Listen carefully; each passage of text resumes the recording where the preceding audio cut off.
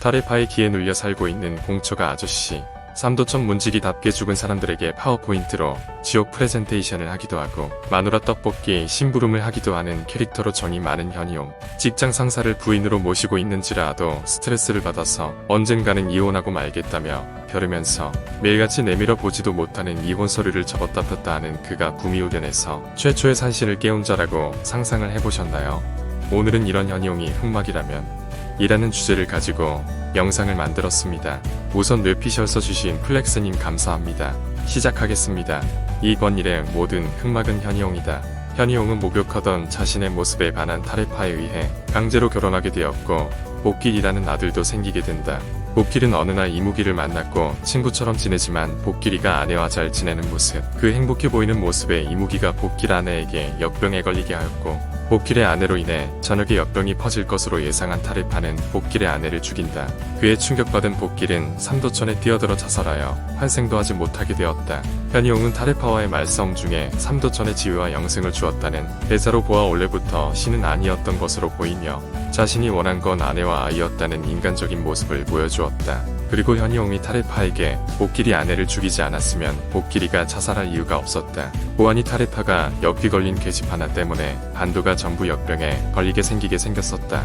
라고 하자 현이용은 당신은 원래 그런 사람이라며 당신은 복길이 엄마도 아니고 내 아내도 아니라 삼도천 파수꾼일 뿐이다. 이날 이때까지 수발된 내가 미친놈이다. 라고 말한다. 현이용은 타레파를 사랑하지만 타레파의 원칙 고수주의에 한계가 온 듯하다. 그의 이야기들은 시즌1의 이야기이다. 개인적으로 비슷하게 느낀 신이 시즌2에도 나왔다. 11화에서 타레파와 이연의 최초의 산신에 대한 독대에서 타레파는 무영이가 최초의 산신을 깨워도 텅 빈 그릇이다. 라고 하자 이연이 무슨 말을 그렇게 위험하게 하냐. 반문하자 타레파는 그게 이 시대를 지키는 내 의무다. 라고 답한다. 이런 정황을 보아 흑막은 현이용이라고 추측된다. 그러면 현이용의 목적은 뭘까? 아들을 살려내기 위한 것으로 추측된다. 인간이 상상할 수 없을 만큼의 시간이 지남에도 아들을 못 잇는 현이용의 모습이 짠하다. 현이용은 이연 홍주무영이를 자식처럼 생각할 뿐 아니라 요괴던 인간이던 타인에게 늘 착했다.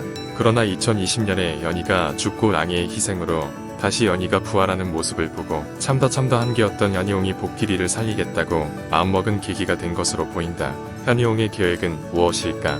현이용 역시 오도전륜대왕을 찾아갔을 것으로 보인다. 현이용 역시 랑이처럼 자신의 목숨을 담보로 딜을 시도했을 것이지만 어떠한 이유로 받아들여지지 않은 것으로 보인다. 그리하여 현이용이 흑화하여 최초의 산신을 깨워 지옥을 파괴하려 하는 것이 아닐까. 환생하지 못하는 지옥도 결국 시왕들의 관리하에 있는 곳이니까 말이다. 과거로 가서 원흉인 이무기를 죽일 수도 없다.